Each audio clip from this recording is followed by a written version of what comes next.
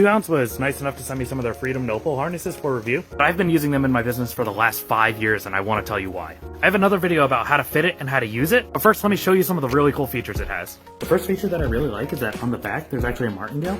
If you have a really slippery dog, this helps them not slip out of their harness. There's a clip on the back where the martingale is, and there's a clip on the front. And one of the big innovations is the leash.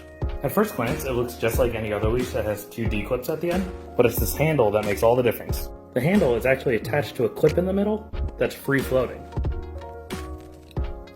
And what that means is that if your dog is clipped in, the handle will naturally want to come to the middle of the leash. Let's talk a little bit of science. Now, if we're walking normally, the length of the leash that goes to her back is shorter than the length of the leash that goes to the front. So she won't pull me, so I'm gonna pull her a little bit. Sorry, Zelda.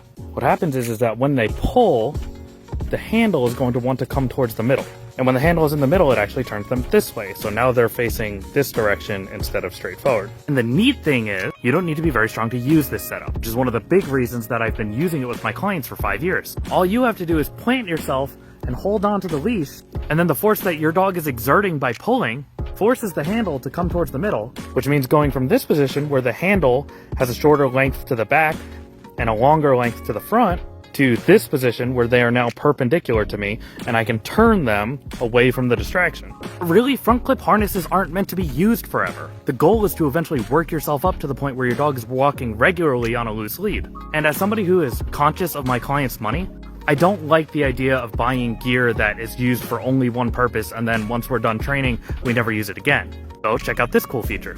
If we remove the front clip and we walk around the back, just like how we normally would, the handle is actually detachable and it can be clipped on the end of the leash, then it can be used as a regular leash, and you can see this floating ring here where it was attached in the beginning. Which leads me to the other cool thing that you can do. Thank you for being so patient, Zelda. If you're in an off-leash safe area, you might still want to have an easy access handle for your dog. So instead of having them run around in just their harness, you can actually attach the handle to it. Then if for some reason you need to grab hold of your dog, there's a handle there for you.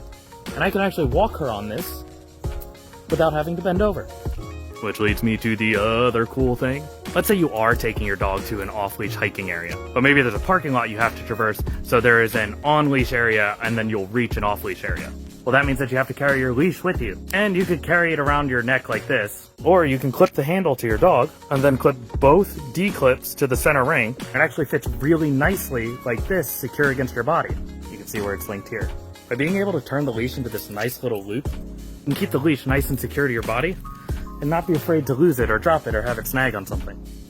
Okay, I've gushed enough about this leash. If you do decide to go with this setup, be sure to watch my video on how to set it up and use it.